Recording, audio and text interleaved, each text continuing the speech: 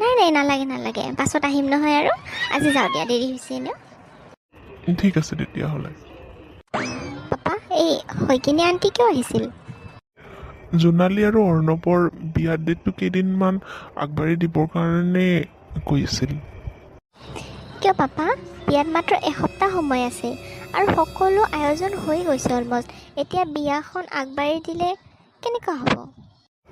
তেখেতে কৈ আছিল তেতিয়ালৈকে জোনালীৰ হাতখনো ভাল হ'ব আৰু এনেকুৱা এটা অৱস্থাত বিয়াটো পাতাও ঠিক নহ'ব, এনেকুৱা কৈ আছিল। আৰু বিয়াৰ ডেটটো আগবাঢ়িবৰ কাৰণে অৰ্ণৱে মান্তি হৈছে? মই অৰ্ণৱৰ মুখৰ পৰাতো একো শুনা নাই, কিন্তু মিছেছ শইকীয়ানী ক'ল যে অৰ্ণৱৰ একো প্ৰব্লেম নাই। আপুনি এতিয়ালৈকে তাইৰ ষড়যন্ত্ৰবোৰ কিয় বুজি পোৱা নাই পাপা? তাই এইখন বিয়া হোৱাটো আৰু নিবিচাৰে। এনেকৈ কিয় কৈ আছা মাজনী? অঁ পাপা, মই ভাল কৰি জানো শইকীয়ানী আণ্টি কেনেকুৱা ধৰণৰ। তাই নিজৰ স্বাৰ্থৰ কাৰণে যিকোনো কৰিব পাৰে। আৰু মই এইটো কথাও ভালকৈ জানো যে অৰ্ণৱে এই বিষয়ে হয়তো একোৱেই নাজানে। আপুনি আগত অৰ্ণৱৰ লগত কথা পাতা।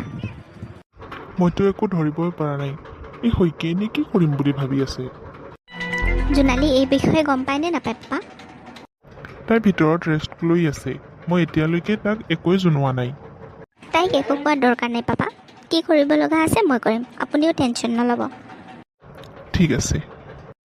আপোনাৰ ষড়যন্ত্ৰখিনি মই ভালকৈ বুজি পাওঁ।